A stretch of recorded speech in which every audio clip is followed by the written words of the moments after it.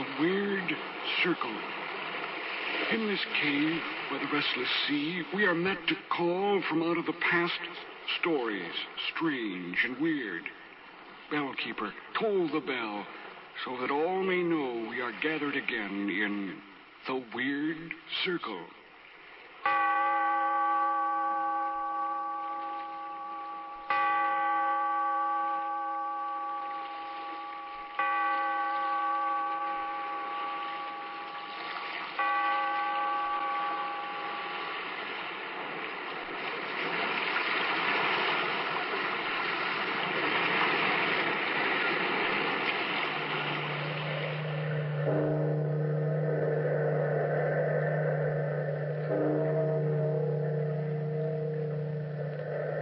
Out of the past, phantoms of a world gone by, speak again the immortal tale, Wuthering Heights.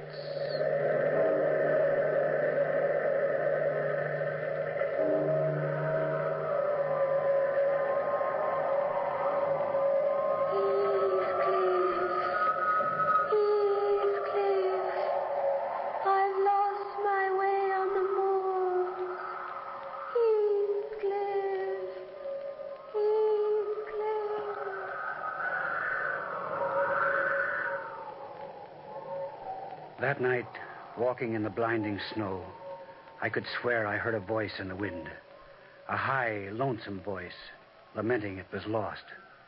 The night was treacherous. I was numb with cold and cursed myself for having wandered so far on the moors. The air was like a million icicles pricking my face. It was hard to breathe. I turned and looked back. The snow had already hidden the road behind me.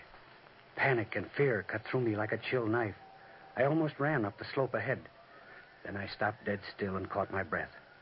Against the gray horizon was a house set on a height, a shelter from the storm. I could think of nothing else.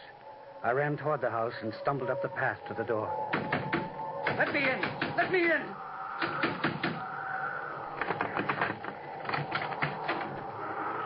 What do you want?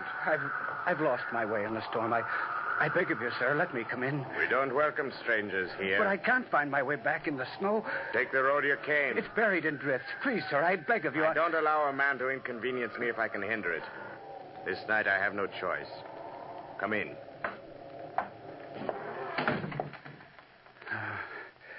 I'm indebted to you for my life, sir. No one man could live through that blizzard. Then warm yourself by the fire. It is a bitter night. I'm afraid, sir, that guests are so exceedingly rare at Wuthering Heights, I hardly know how to receive them. My name is Lockwood. I'm staying at the village inn. I had no idea the moors could lose a man so completely. There are more than men lost on the moors. Then I'm afraid I shall be weather-bound, unless you can spare me a guide. I'm sorry I cannot. Are there no boys on your farm? None, sir. Will you take a glass of wine? It would be welcome indeed. There's no one at Wuthering Heights, save myself, its former master, and Ellen Dean, an old nurse. Then how shall I ever get back? There are landmarks. I can point them out to you. I'd be sore afraid to trust the darkness. Then I hope you've learned not to make such rash journeys on the hills. I don't keep accommodations for visitors. But, sir, you can't turn me out. I'd be grateful if you'd only allow me to stay here by the fire. No, there's no need for that. I couldn't permit anyone the range of the place while I'm asleep. Ellen! Will you have some more wine, sir? Then you'll allow me to stay? Till morning. And you can find your way alone. Yes, Mr. Heathcliff. Come in, Ellen, come in. This man is Mr. Lockwood. He's lost his way. We'll let him stay the night here. Yes, sir. Take your glass, sir. Wine helps take the chill from your bones. Light a fire for Mr. Lockwood, Ellen. I will, sir. Good night, then. Good night, Mr. Heathcliff. I'm grateful indeed. This way, sir. Up the stairs. The room was dusty and cold, and I stood for a time on the hearth warming myself. A naked branch of a frozen tree scraped against the window pane. I felt as if there were eyes somewhere in the dark corners of the chilly room, watching and waiting for some sign or hidden word unknown to me. Then I saw those dusty volumes on the window ledge, and 3 names scratched in the wood. Catherine Earnshaw, Catherine Heathcliff, Catherine Linton.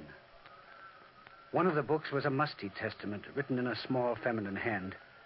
I sat down on the bed, turning the diary to the candlelight, and began to read.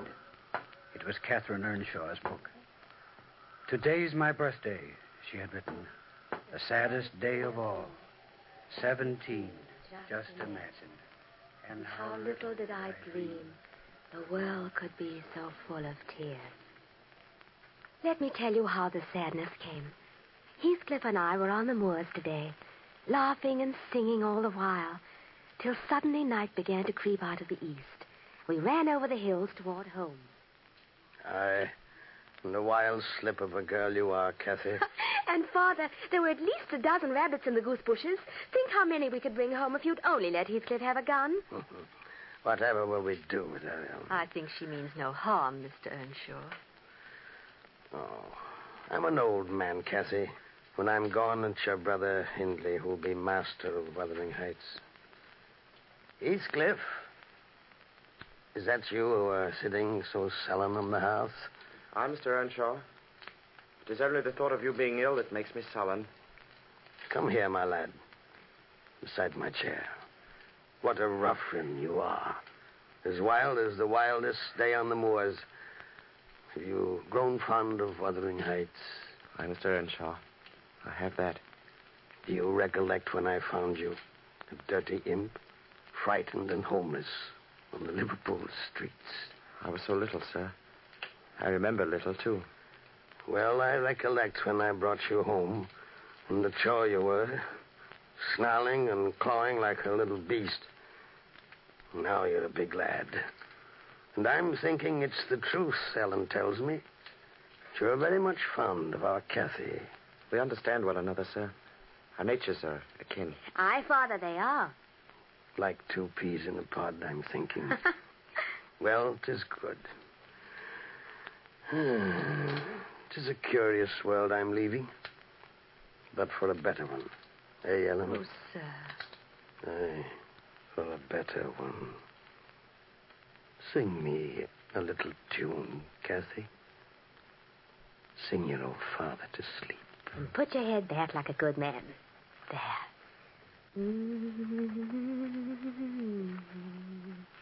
Why, he's asleep already. Shh, Miss Kathy. You'll wake him. Don't any of you stir. To bed with all of you. No din, do you hear? But I could kiss him good night at least. That'll not wake him. Hindley. Ellen. He's dead, Heathcliff. He's dead. Just true, Kathy. Your father's passed over at last.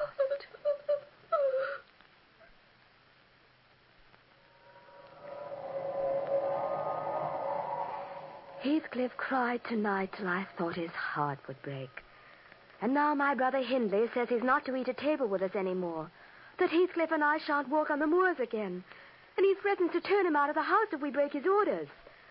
For Hindley now asserts his mastery of Wuthering Heights. Oh, poor father, would you hear of such an outrageous thing?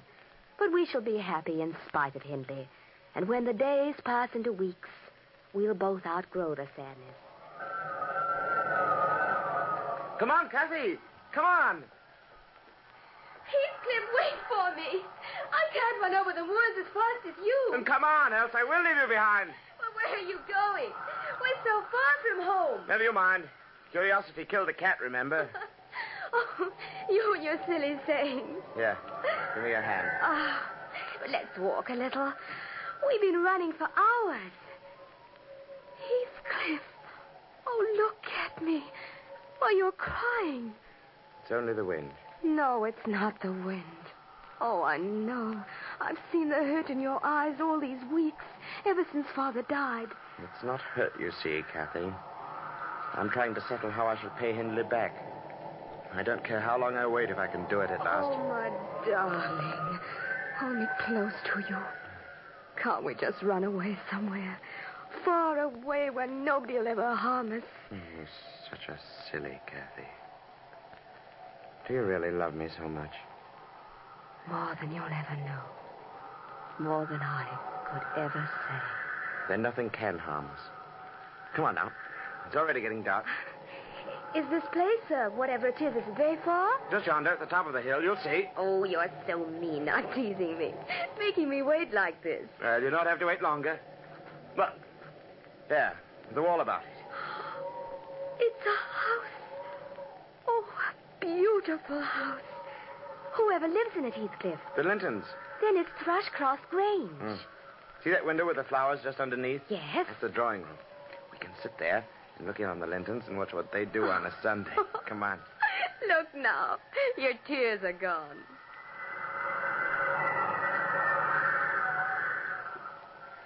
Oh, but it's beautiful, Heathcliff. It really is beautiful. Not so loud, Kathy. They'll hear. Oh, look, there's Isabella and Edgar. Aren't they silly looking? Right. All done up in their satins and lace, looking as if they could die with boredom. Aye. And I wouldn't chain places with Edgar even if the privilege of painting Wuthering Heights with Hindley's blood came with it. Edgar, look! There's a man in the window! She saw you, Kathy. Come on, we have to run for it. The Heathcliff, wait! The dog there, set the dog loose! Come on, we can beat him to the moor. Get him, Skulker, get him! Heathcliff, run! The dog, Let her go. Let her go.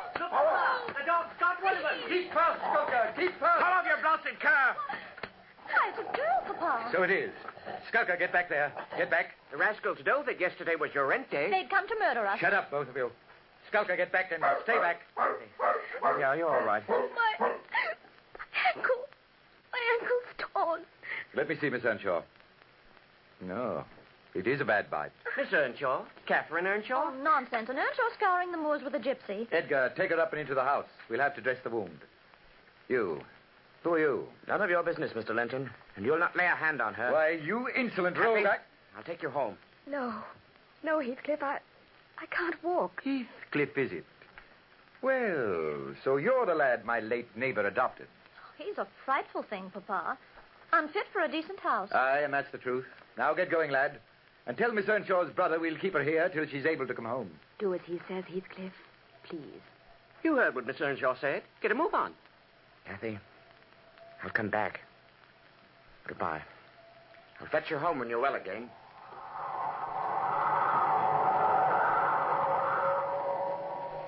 I watched him climb over the wall and disappear in the cover of twilight. The Lintons nursed me, and oh, how different life was at the Grange. But Heathcliff wasn't there. It was somehow incomplete, even though Edgar and Isabella with their laughter made the days pass quickly. When Christmas came, I was well again, and happy to see Wuthering Heights from the window of the Linton carriage. Heathcliff, I'm home. Oh, hello, Ellen. Where's everybody? Oh, Miss Kathy. Such a lady you've grown up to be. Oh, and such a beautiful gown. Do you like it, Ellen? It's one of Isabella's. What'll Heathcliff say of me now? Oh, his eyes will pop out of his head. Oh, Ellen, really, I did have a wonderful time. But where's Hindley, and why isn't Heathcliff here to meet me? Your brother's out on the moors, and Heathcliff... Miss Kathy... Heathcliff's gone. Gone? Gone from Wuthering Heights? Ever since that day Mr. Edgar came here to ask your brother for your hand in marriage. He's deserted me. Heathcliff's deserted me. Now, Miss Kathy... It's Hindley. He made him come. No, Miss Kathy. Heathcliff went out of his own accord. But why didn't he wait till I could explain? Couldn't he see that if I married, I'd have money to help him find his place in the world? Oh, Ellen, my grief has been Heathcliff's as well. My love, his love. He's always in my mind. I am Heathcliff, Ellen. Don't you see? He must come back. He must come back.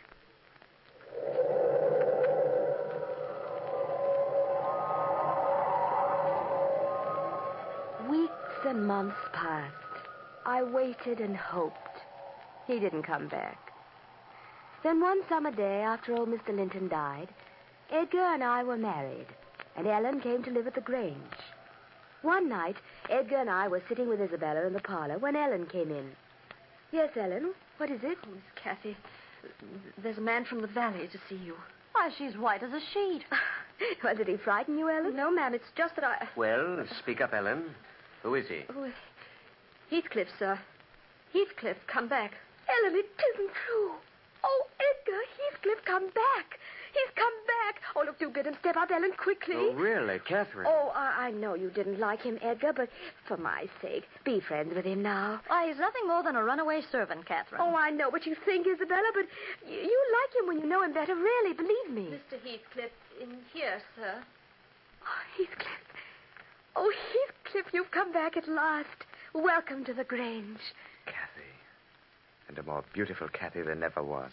I shall think it a dream tomorrow. Do you remember Edgar and Isabella Heathcliff? How do you do? How do you do? Where are you staying, sir? At Gimmerton? No. At Wuthering Heights. Cathy's brother, Hindley, invited me when I called this morning. Oh, it's so wonderful to have you home. I thought we might have walks together someday soon, Cathy, and see the moors again. But of course we shall go walking. Now that summer's here and now that you're here again. Perhaps Mr. Heathcliff will also show us the darkest and most dangerous corners of the moors. I'm afraid I'm as ignorant of them as Edgar is. The pleasure will be all mine, Mrs. The world was right again, and my heart sang. Heathcliff was home, a tall, splendid man. But behind his dark eyes was the boy I'd known before. We walked on the hills, we laughed, and, I was happy again. But as the days passed, Isabella grew cross and fretful, and I knew she'd fallen in love. It's only your harshness, Cathy, that makes me unhappy. But how can you say that, Isabella? When have I ever been harsh with you? Yesterday. And now. Yesterday? When? In our walk on the moor. You told me to ramble where I pleased while you went along with Mr. Heathcliff. Well, is that your notion of harshness?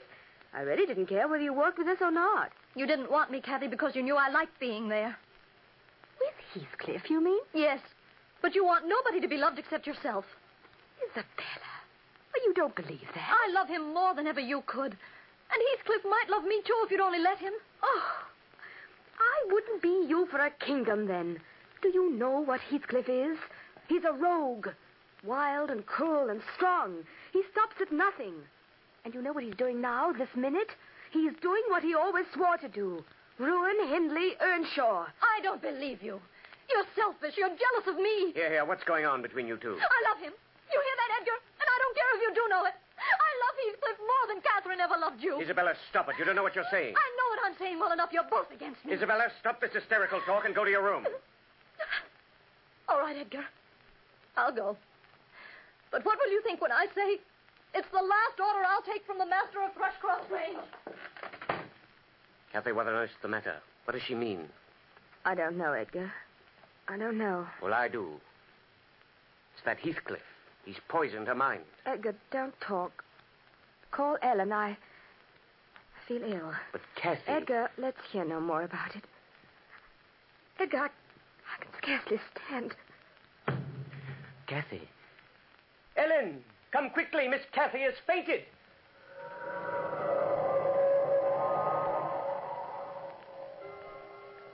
Oh, Miss Cathy, do come away from the window. We used to stand among the graves at Gimmerton Kirk, Heathcliff and I, and dare the ghosts to rise up out of the solid ground. I dare you now, Heathcliff, to come for me. I'll not rest till you're here. Miss Cathy, the doctor said you should be in bed. Oh, Ellen, what'll I do? There's a ghost inside me. This room's a haunted place. I'm afraid of being alone. There, Miss Cathy. Come to bed.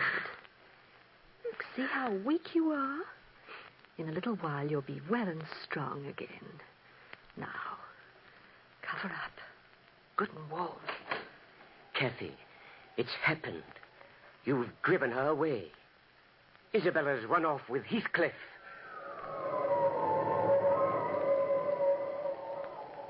Listen to that wind, Ellen. Has winter come so soon? Hi, Miss Cathy. You've been in bed a long time, remember? Will I ever be well again? Now, how could you help it when you've got as good a nurse as I? If I tell you something, Miss Cathy, will you promise to lie quite still and not become excited? Ellen, you've heard. Now, promise. Oh, yes, I promise. Well, 3 days ago, I received a note from Miss Isabella. Oh, it made my heart weak to read it. They've returned to Wuthering Heights, and she's unhappy and afraid. Heathcliff doesn't love her, she says. Oh, he married only for spite. Does Edgar know all this? No, Miss Cathy, and he mustn't since he's disowned his sister. Somehow, I knew Heathcliff was back at the Heights. I could feel he was there. Yes, I saw him today. Today? Oh, Ellen. He wants to see you. He wants to see me, Ellen. It's the most important thing in the world. He wants to see me again. Oh, but please, Miss Cathy, for your own sake, don't. No good can come of it, believe me. He's a man without a soul. And poor Hindley. Heathcliff's made a gambler and a drunkard out of him. He's taken Wuthering Heights for Will his very Heathcliff own. come tonight, Ellen? What time? How will I know? Look at me, how thin and how ugly I am. Oh, you were never more beautiful, Miss Cathy. Are you so bent on seeing him? Yes, I must.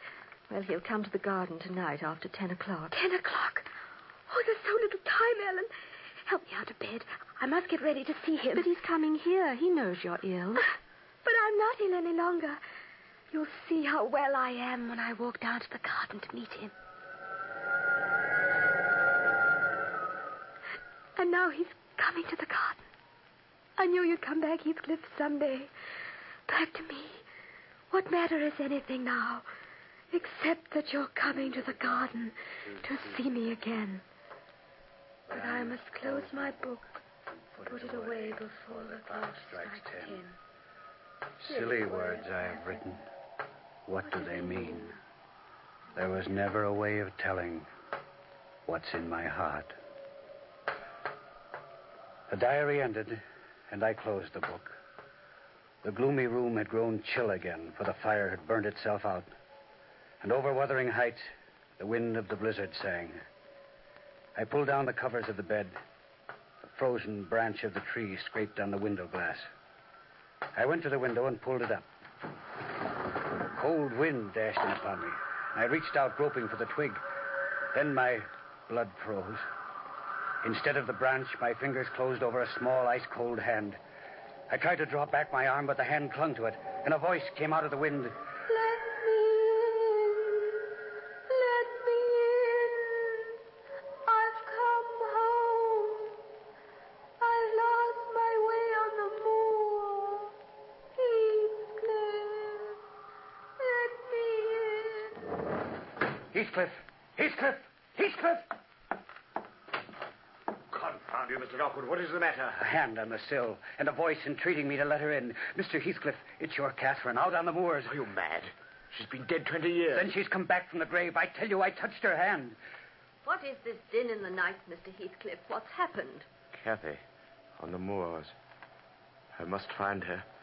I must bring her back. Mr. Heathcliff, wait a moment. Stop him, Mr. Lockwood. Don't let him go. He'll not stay out in the blizzard long. Never fear. But, Ellen, tell me the rest of the story. What happened that night when Heathcliff called at the Grange? You've been reading her diary, then? So long ago it was, Mr. Lockwood, that unhappy night. But tell me. Well, I begged Miss Cathy not to move from her bed. But her eyes shone. There was no stopping her.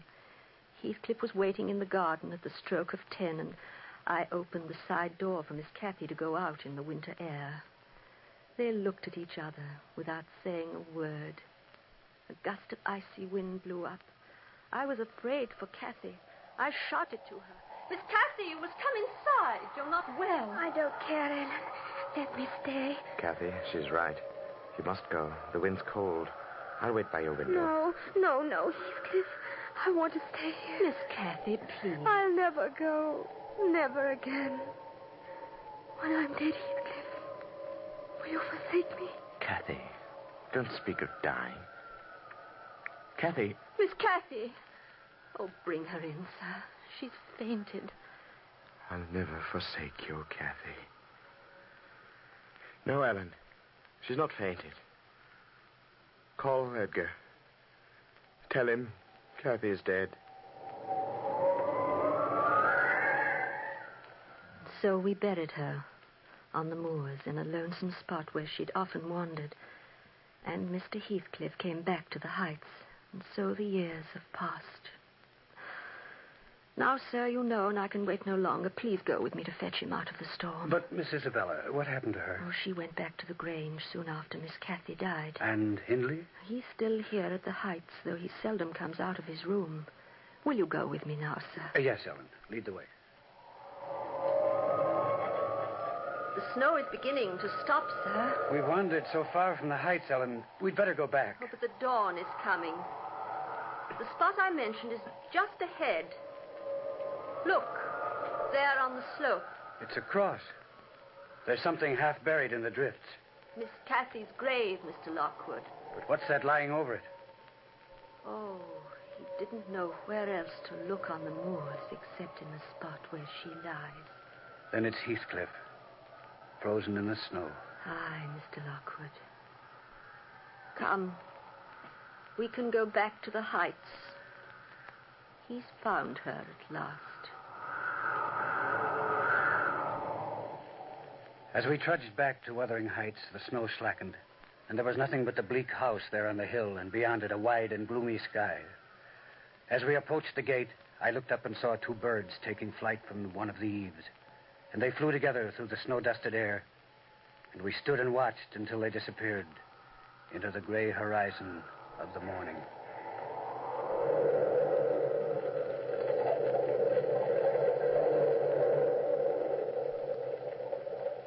From the time-worn pages of the past, we have brought you the story, Wuthering Heights. Bellkeeper, toll the bell.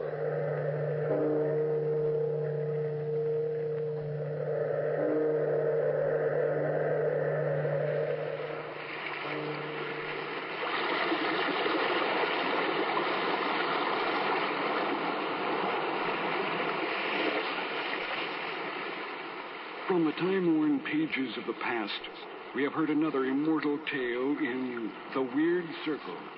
Bellkeeper, toll the bell.